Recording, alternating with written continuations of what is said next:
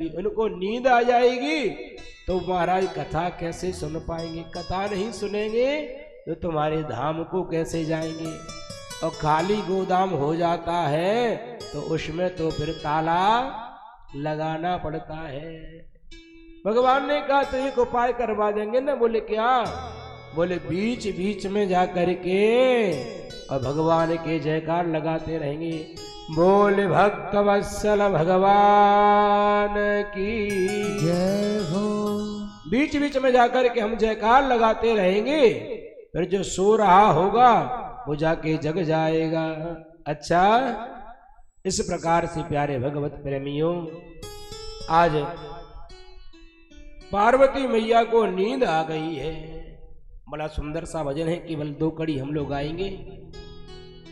महाआसन पर महादेव जी बैठे आसन मार, अमर कथा जब लगे सुनाने, गौरा को त्रिपुरार उमा के भर गए सोदा, करा दे रहे तोता, उमा के भर गयो सोता, वो करा दे रहे तोता, उमा के भर गए सोता, वो करा दे रहे तोता, उमा के भर गयो सोता, वो करा दे रहे तोता। आसन पर महादेव जी बैठे आसन मार, अमर कथा जब लगे सुनाने, गौरा को त्रिपुरार उमा के पड़ गए सोता, वो करा दे रो तोता, उमा के पड़ गए सोता, वो करा दे रो तोता।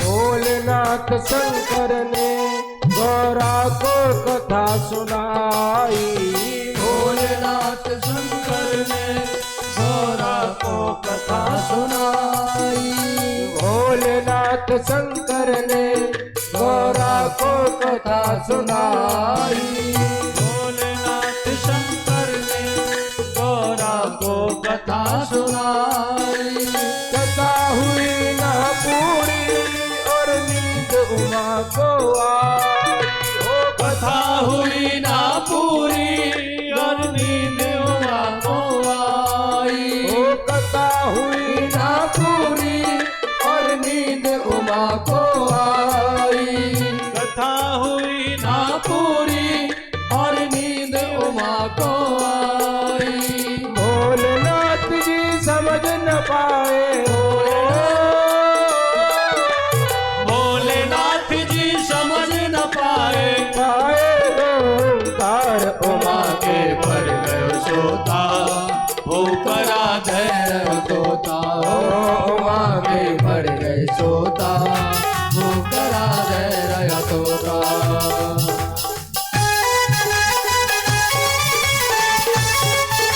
तालियों की सेवा करते हुए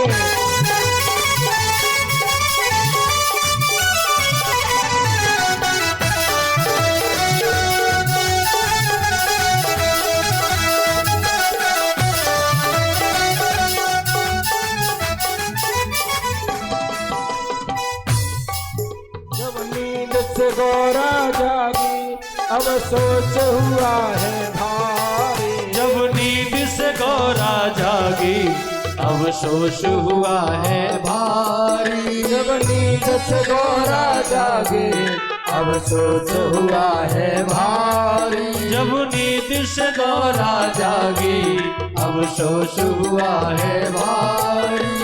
हाथ जोड़ कर बोली प्रभु लग गई आंख हमारी। हाथ जोड़ के बोली प्रभु लग गई आंख हमारी। वो आधी कथा सुनी है हमने, आधी कथा सुनी है हमने। आधी कथा सुनी है हमने। आधी कथा सुनी है हमने। आधी है बरकरार उमा के पड़ गए सोता होकर आधे तोता। उमा के पड़ गए सोता होकर आधे तोता।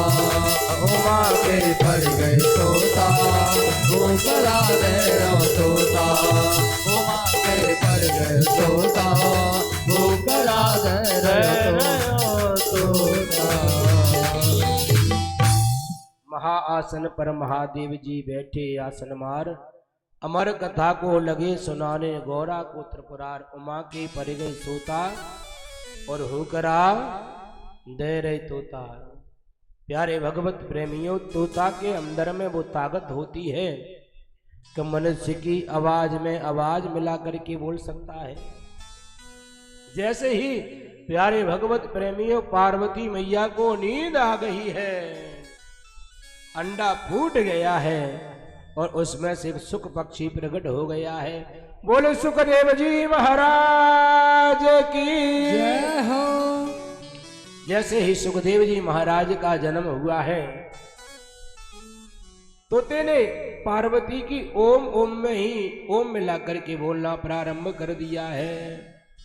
जैसे ही कथा का विश्राम हुआ, भोले बाबा ने जयकार लगाई, बोले बाल कृष्ण भगवान की जय हो।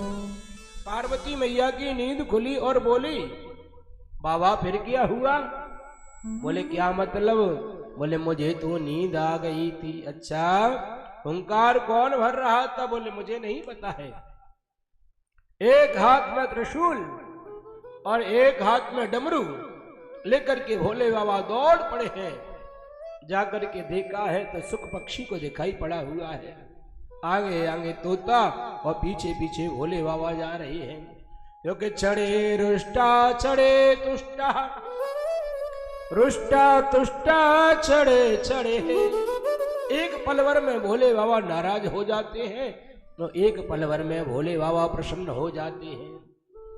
व्यास जी के पत्नी का नाम है बिटका देवी। भगवान सूर्य को अर्घ प्रदान करके प्रणाम किया हुआ जोर की जमाई आई है। उड़ता हुआ तोता मुख के द्वारा पेट में जाके चला गया है। जैसे ही पेट में पहुंच गया है, व्यास जी महाराज पास में खड़े हुए हैं। भोले बाबा आए, प्रणाम किया हुआ है।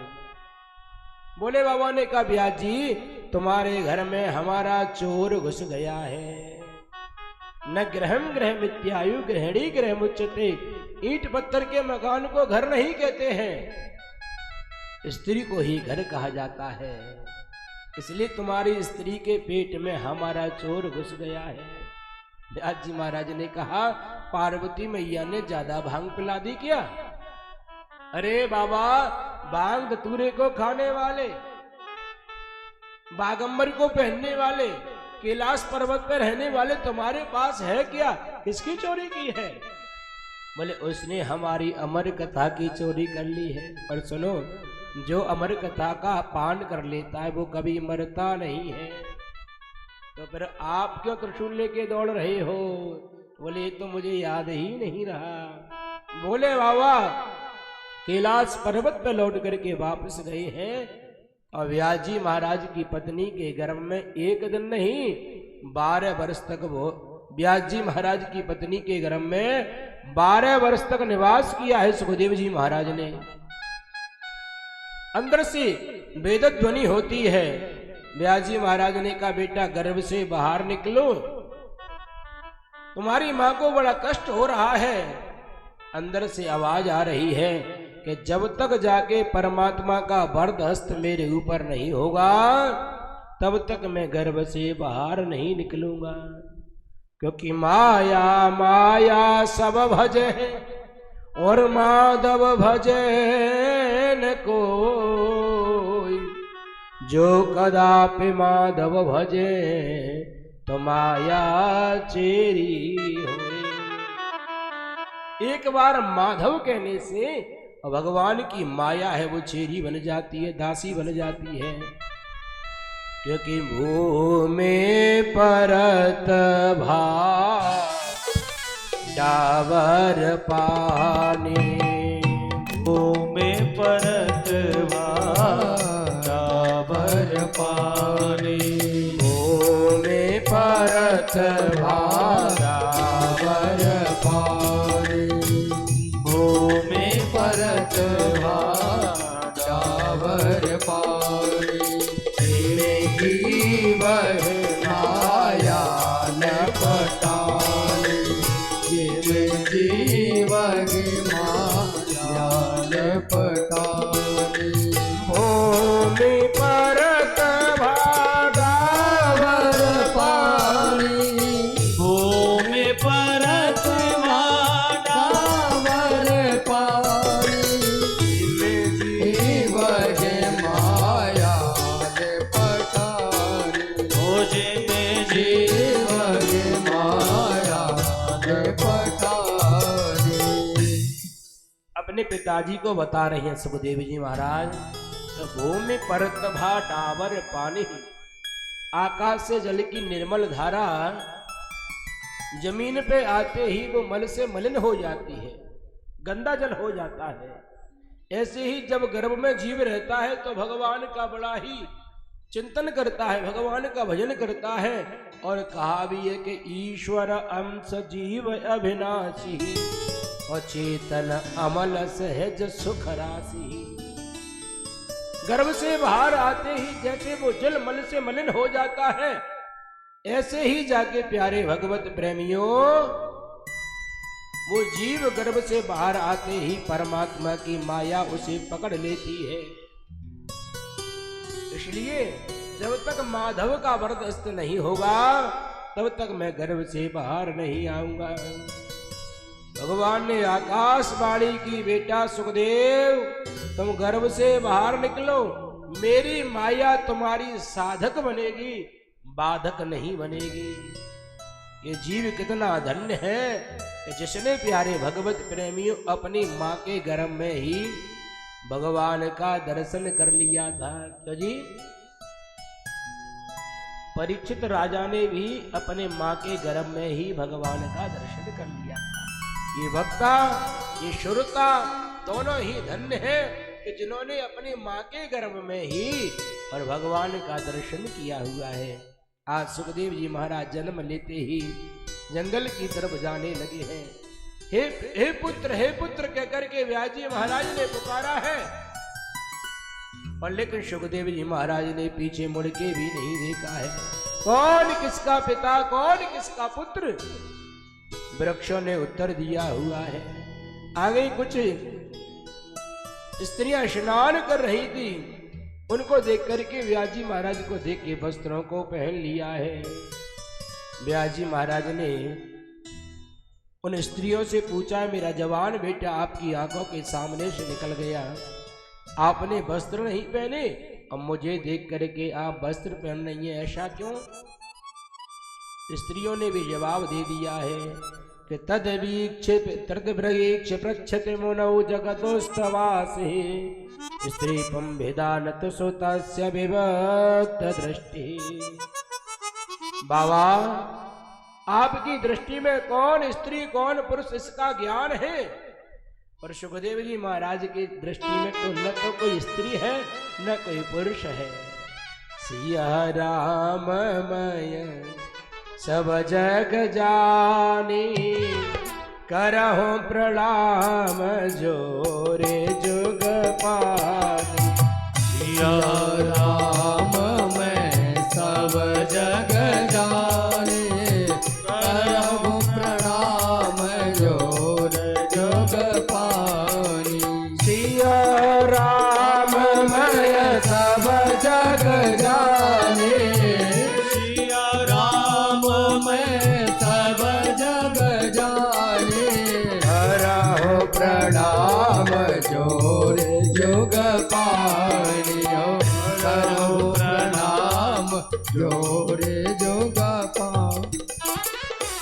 सिया राम में सब जग जानी और करहो प्रणाम जोर जुग पानी। सबके अंदर सीता राम राधे श्याम का दर्शन करने वाले हैं।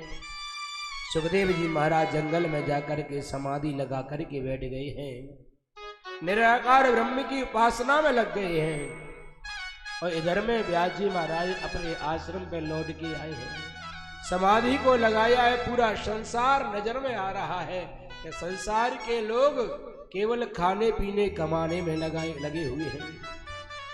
क्यों आए हैं, क्या करना है, मनुष्य का धर्म क्या है? आइए पहले प्रश्न का उत्तर हम लोग श्रवण करते हैं। मनुष्य का धर्म एक ही है कि कस्मात के नापे पाए न मनः कृष्ण निवेशये। किसी भी उपाय के द्वारा हमारा मन भगवान के चरणों में लग जाए। दो प्रकार की भक्ति होती है, एक मल भक्ति होती है, एक अमल भक्ति होती है। अमल भक्ति क्या है? भगवान के मंदिर में गए और मंदिर में जाके भगवान के सामने पूजा की तो प्रभु से कुछ नहीं मांगा, हे भगवान मैं तुम्हारा हूं और तुम हमारे हैं। जिस भक्ति में कोई कामना ना हो, कोई मांग ना हो, उसको अमल कहते हैं। अमल भक्ति वो होती है कि मेरा बेटा का विवाह हो जाएगा तो भोले बाबा मंदिर में घंटा चढ़ा देंगे, और विवाह नहीं हुआ तो घंटा नहीं चढ़ाएंगे। उसी प्रकार से प्यारे भगवत प्रेमी मनुष्य का एक ही धर्म है, बोले भगवान की पूजा करना, भगवान की भक्ति करना। और भक्ति भी कैसी हो, बोले उस भक्ति में कोई कामना ना हो, केवल ठाकुर जी के दर्शन की कामना होनी चाहिए। दूसरा प्रश्न किया था कि महाराज शास्त्र बहुत है, क्या करें और क्या नहीं करें? तो प्यारे भगवत प्रेमी केवल एक ही उपाय है। सार क्या है? बोले सार ये कि जीवन में भगवान मिल गए तो सब कुछ मिल गया, और भगवान नहीं मिले तो आपको कुछ भी नहीं मिला हुआ है। तीसरे प्रश्न का उत्तर है भगवान अवतार क्यों लेते हैं? दुष्टों के संहार के लिए अवतार लेते हैं। कितने लेते हैं? बोले वैसे तो शास्त्रों में जाकर के 24 अवतारों की कथा है। अरे अनंत, अरे कथा अनंता, 23 अवतार हो चुके हैं और 24वां अवतार संबलपुर नगरी में कल्की के रूप में जाके भगवान अवतार लेंगे स्वस ब्राह्मण, स्वस नाम के ब्राह्मण के घर पर। पांचवा प्रश्न ये कि किसको पूजे किसको छोड़े, ये प्रश्न बड़ा ही अद्भुत प्रश्न है। देखिए जैसे बेटी विवाह होकर के ससुराल को जाती है, ससुराल में जाकर के अपने सासू की सेवा करती है, ससुर की सेवा करती है, देवर की सेवा करती है, पर वास्तव में संबंध उसका किसके साथ होता है? पति के साथ में होता है। ऐसे ही हम लोग संसार में आए हैं, सबको मानो सबको पूजो, पर हमारा हृदय का हमारा मन का संबंध जैसे पत्नी का संबंध पति के साथ जुड़ा रहता है, ऐसे जीव का संबंध अपने परमात्मा अपने इष्ट के सामने जुड़ा रहना चाहिए। ये अपना इष्ट एक होना चाहिए, अपना मंत्र एक होना चाहिए, अपना ग्रंथ एक होना चाहिए, अपना बैठने का आसन एक होना चाहिए, अपना पात्र है वो एक होना चाहिए। और प्यारे भगवत प्रेमियों, बार बार भटकने से बढ़िया अपना दरबार भी एक ही होना चाहिए। क्योंकि बार बार जो दरवाजे पर भटकते हैं ना, वो कहीं का नहीं रहता है। कहते हैं एक साध है सब सद है और सब साध है सब जाए। जिसमें भी तुम्हारी श्रद्धा हो उसको मानो। हमारे स्वामी श्री प्रेमानंद जी महाराज कहते हैं कि हम नहीं आपसे कह रहे हैं कि आप राधा राधा कहो, तुम्हारे मन में अगर शिव शिव बसा है तो शिव शिव कहिए, शिव शिव कहते ही तुम्हारा कल्याण हो जाएगा। पर ऐसा नहीं कि 8 दिन शिव शिव और 8 दिन राम राम और 8 दिन जाके राधा राधा। खाटू श्याम गए थे बस श्याम बाबा हारे के सहारे, बाबा श्याम है हमारे। ऐसा नहीं होना चाहिए। जीवन में एक को पकड़ोगे तो सबकी प्राप्ति हो जाएगी, और सबको पकड़ोगे तो कुछ भी हाथ में नहीं लग पाएगा। छठवां प्रश्न यह है कि धर्म अंतिम में श्रीमद् भागवत महापुराण की शरण में आया हुआ है। भगवान की एक ज्योति तो अपने धाम को चली गई है, एक भगवान के शरीर से ज्योति निकल करके श्रीमद् भागवत महापुराण में विलीन हो गई है। बोले श्रीमद् भागवत महापुराण की जय हो। ए सोनका दासी या ऋषियों, आपको जाके इसी भागवत की दिव्य कथा को मैं सुनाता हूं। 17 प्राणों की रचना कर दी है व्यास जी महाराज ने। एक वेद के 4 वेद बना दिए, फिर भी मन में शांति नहीं आई है। नारद जी महाराज व्यास जी महाराज के पास में आए हुए हैं, हाथ जोड़ करके कहा हुआ है कि पाराशर्य महाभाग भवतः कच्चिदात्मना परितुष्यति शारीर आत्मा मानस एव वह। आत्मा मानस एव वह। जिस व्यक्ति को अपने आत्मा में परमात्मा का दर्शन हो जाता है व्यास जी, वो सुख में भी प्रसन्न रहता है और दुख में भी प्रसन्न रहता है। आज आपका चेहरा उदास क्यों, क्या कारण है? व्यास जी महाराज ने का 17 पुराणों को बना दिया है, एक वेद के 4 वेद कर दिए नारद जी, फिर भी मन में शांति क्यों नहीं है? नारद जी ने मुस्कुरा करके कहा है कि आपने पुराण बनाए, बहुत अच्छी बात है कि नयन वतश्चित्र पदम हरे यशो और जगत पवित्रम प्रगड़ित करहे तदवायशम तीर्थमुषम ते मानसा नयत्र हंसा निरमन्य शिक्षया। कीचड़ से भरे हुए सरोवर में केवल कोया स्नान कर सकता है, हंस स्नान नहीं कर सकता है। इसलिए व्यास जी महाराज आपने किसी में ज्ञान कांड का वर्णन, किसी में उपासना कांड का वर्णन, जब तक भक्ति से समन्वित ग्रंथ की रचना नहीं करोगे तब तक तुम्हारे मन में शांति नहीं होगी। क्योंकि जिस भजन में राम का नाम न हो उस भजन को गाना ना चाहिए। चाहे बेटा कितना प्यारा हो पर सिर पे चढ़ाना ना चाहिए। बड़ा सुंदर भाव है प्यारे भगवत प्रेमियों। व्यास जी महाराज के हृदय पे हाथ लगाया है।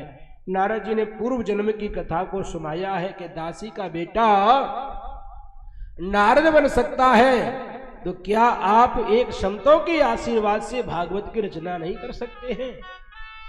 गणेश जी महाराज ने लेखन किया है और व्यास जी महाराज ने बोला है 18,000 श्लोकों की संहिता बन करके तैयार हो गई है।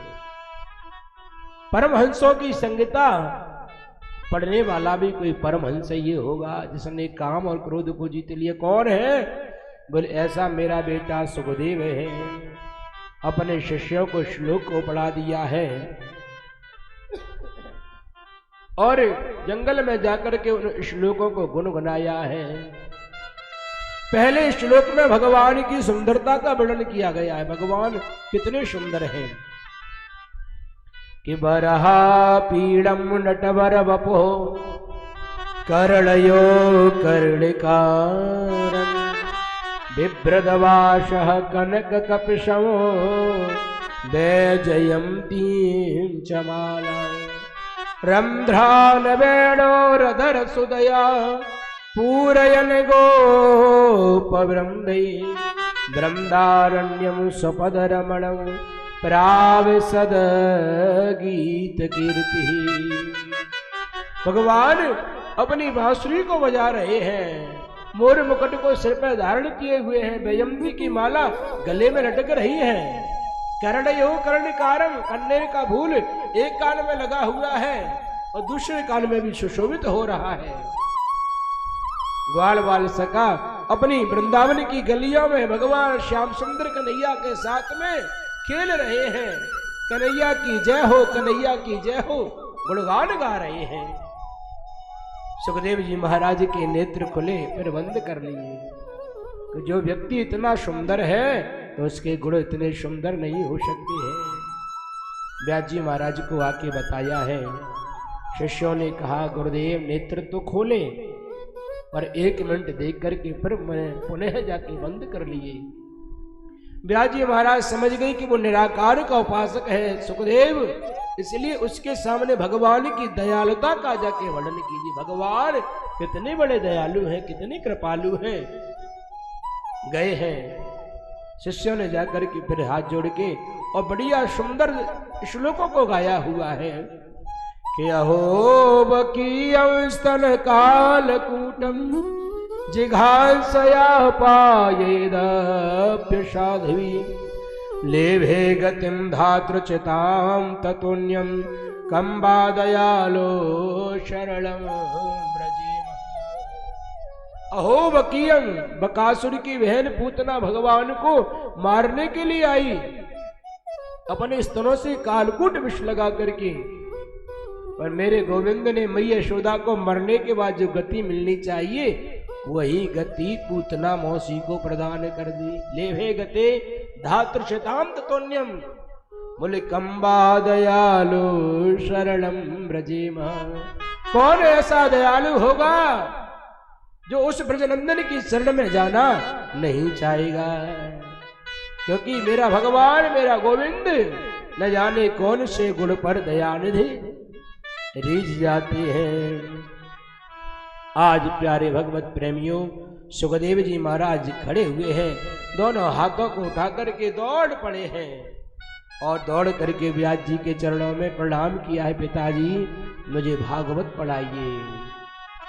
व्यास जी महाराज ने कहा अपने बेटा की तारीफ मैं स्वयं करूंगा, संसार के लोग यही कहेंगे कि अपने पुत्र की बड़ाई तो हर पिता करता है, और लेकिन पुत्र भाग्यशाली वो है जिसका संसार जाकर के बड़ाई और प्रशंसा करेंगे। आज राजा जनक के पास परीक्षा के लिए भेजा है, काम और क्रोध को जीता है कि नहीं, परीक्षा लीजिए राजा जनक।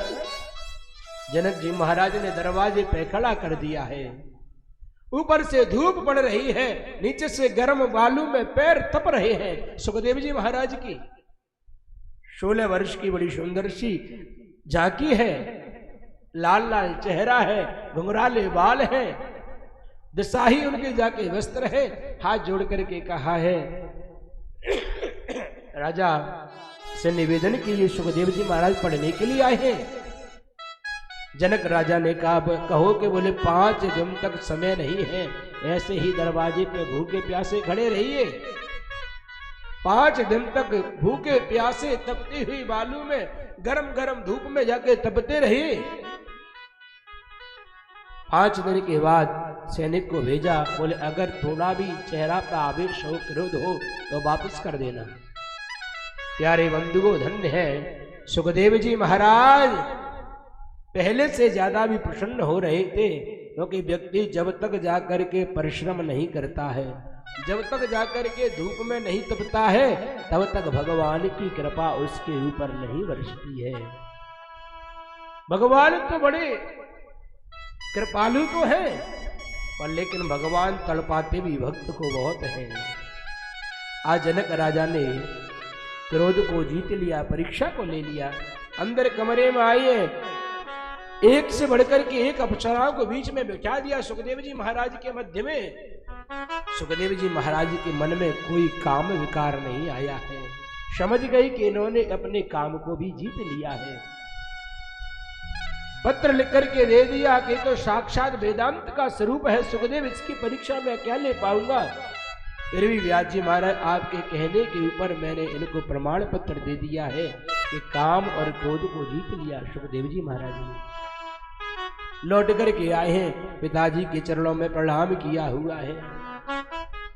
श्री व्यास जी महाराज ने अपने बेटा सुखदेव जी महाराज को 18,000 श्लोकों की परम संगता जाकर के पढ़ा के तैयार कर दी है। वही जाके राजा परीक्षित को श्रवण कराई है। कहां पर?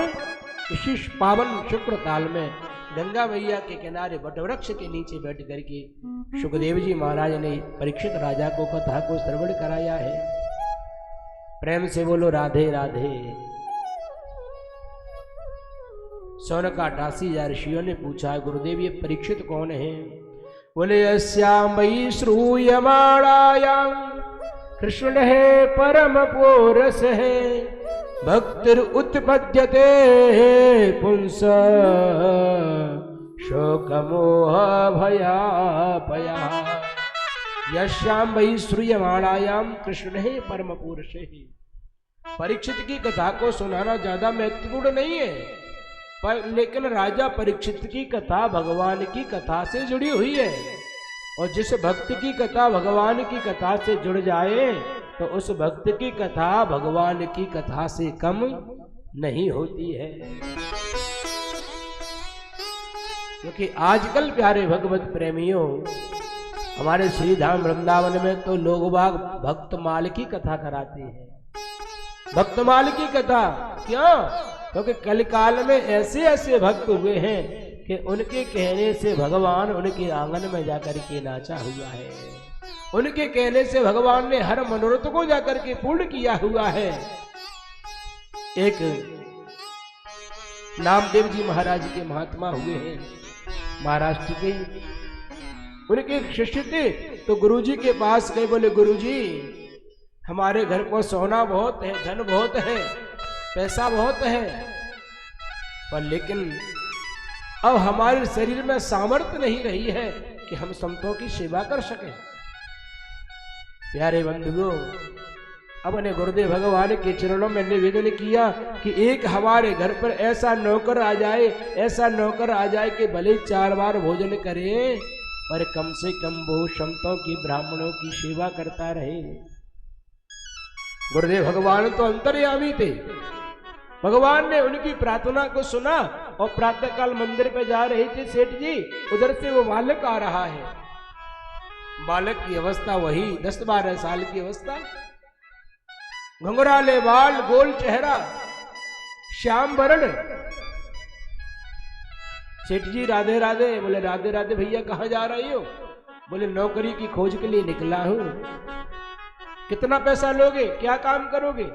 उसने कहा पैसे का मुझे क्या करना, माता पिता संसार में है नहीं, मेरे माता पिता संसार में है नहीं, केवल मेरा पेट भरता रहे यही मुझे चाहिए, और कुछ नहीं चाहिए। सेठ जी ने कहा क्या काम करती है? बोले संतों की सेवा, ठाकुर जी की सेवा। अच्छा, मन में प्रसन्न हुआ, कल गुरुजी से कहा और आज भगवान ने भेज दिया। बेटा तुम्हारा नाम क्या है? मेरा नाम है अंतर्यामी।